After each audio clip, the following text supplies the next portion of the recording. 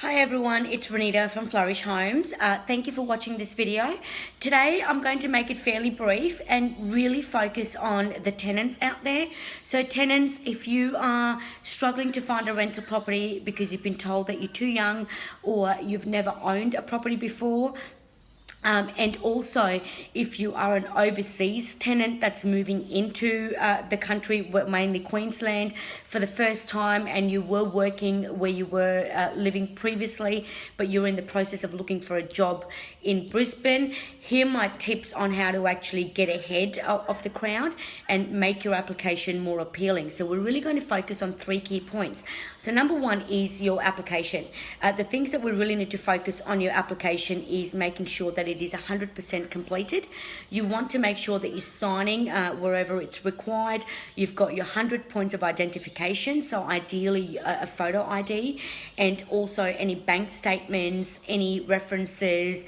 If you've owned your own business previously, and you might need your BAS statement, a letter from your accountant on their letterhead, things like that.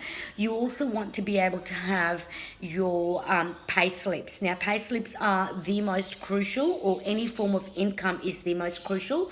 So if you are an employee working, we need your pay slips. Minimum 2, can go up to 3. I ask for 3 with my applications. The other thing that you need to have is, if you are a business owner, we need to have, like I said, your BAS statements and your accountant, and possibly your 3 months bank statement if that's possible. So your most recent 3 months bank statement. With your pay slips, it has to be recent. So if you're applying for a property this month in June, you don't want to go further out than May. And if you really have to, maybe mid to end of April at the most. The reason that we need the pay slip is bringing me back to the point 2 that we really want to talk about is your affordability. So how we work out affordability is it has to be 30% of your weekly net income is what you're able to afford with your rental price per week. Ideally, we don't sway from that. That's not a legal requirement. It's a rule of thumb in real estate across most states in Australia. So just making sure that you meet that.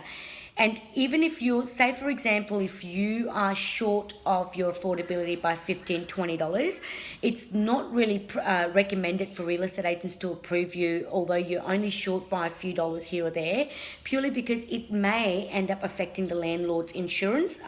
So just be mindful that we are quite stringent with that when we are processing applications. The third thing is, if you are looking to apply and you've never rented before, you may want to get some sort of a guarantor, especially for those of you out there that are under 18. It is against the Anti-Discrimination Act to be discriminating for people that are under the age of 18, and also against the Residential Tenancies and Rooming Accommodation Act. So real estate agents cannot discriminate against you purely because of your age, or you're too young or too old. So just be mindful of that, and making sure that you do have everything that I've just talked about to support your application form, because every little bit counts to getting you approved. And especially if you're a great person, we get a really good vibe off you at the open home, and you've got all of the supporting documents, your application's amazing, and it's 100% completed. We get your attitude's perfect. We don't like declining you. So just making sure that you've got all of those things crossed off and ticked.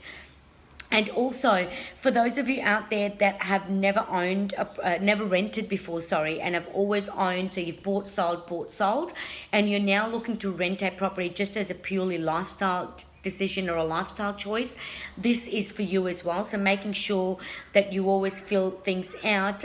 You may have some agents that go, no, look, we prefer a rental history.